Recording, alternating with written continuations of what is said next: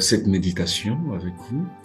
Donc, une méditation que je tire dans le livre de Luc 15. Donc, je lirai à partir du verset 17 et jusqu'au verset 21. Du coup, je ne ferai pas vraiment le plaisir de lire tout le texte.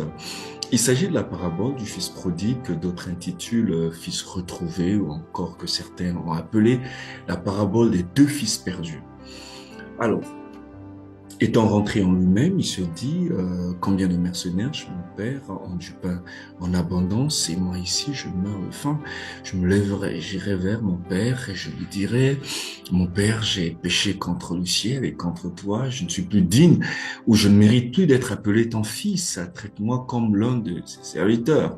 Et il se leva vers son père. Comme il était encore loin, son père le vit et fut ému de compassion. Il courut se jeter à son cou et l'embrassa. Voilà.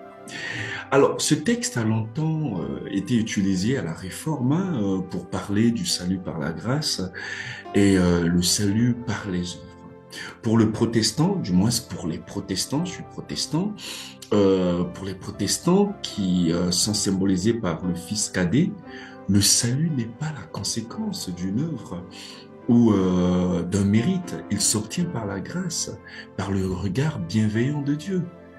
En effet, là où le frère cadet croyait que, ou ne, je vais dire, en effet, là où le frère cadet croyait ne plus mériter le salut à cause de sa désobéissance, parce qu'il était parti, il est allé faire, voilà, la fête avec les femmes de joie, le frère aîné, lui, pensait pouvoir acheter au nom des services qu'il donnait à son père, l'amour de son père. Et d'ailleurs, il le dira, je te sers sans avoir jamais transgressé tes ordres, et jamais tu ne m'as donné un chevreau pour que je me réjouisse. Je me réjouisse avec mes amis.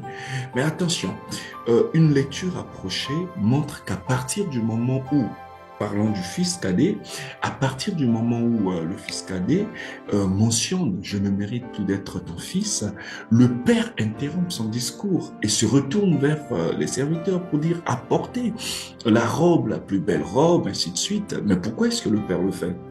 Mais parce que, en fait, nous ne méritons pas le salut par nos propres efforts. Nous ne méritons pas le regard de Dieu, nous ne méritons pas l'amour de Dieu par ce que nous faisons, par le produit de nos efforts. C'est par la grâce que Dieu nous sauve. C'est par la grâce que Dieu nous aime. C'est par la grâce que, voilà, Dieu a voulu nous choisir, quoi. Mais une deuxième lecture rapprochée, cette fois-ci pour le grand frère, montre que le frère souhaitait aussi acheter l'amour de son père par le service qu'il lui rendait. Combien pensent acheter l'amour de Dieu par le nombre des commissions dans lesquelles ils servent et ils veulent servir? Ou combien pensent acheter l'amour de Dieu par leur niveau de sanctification par rapport aux autres? Nous ne servons pas Dieu pour acheter son amour. Dans le protestantisme, du moins, nous ne servons pas Dieu pour, du moins, nous ne servons pas pour Dieu, nous ne servons pas Dieu pour échanger effectivement nos grâces et tout ça, pour acheter ses bénédictions. Mais nous servons Dieu en réponse au salut qu'il nous accorde gratuitement. Mais en tout cas, faisons très attention, Dieu ne nous aimera pas plus que les autres parce que nous multiplions les tâches dans les commissions.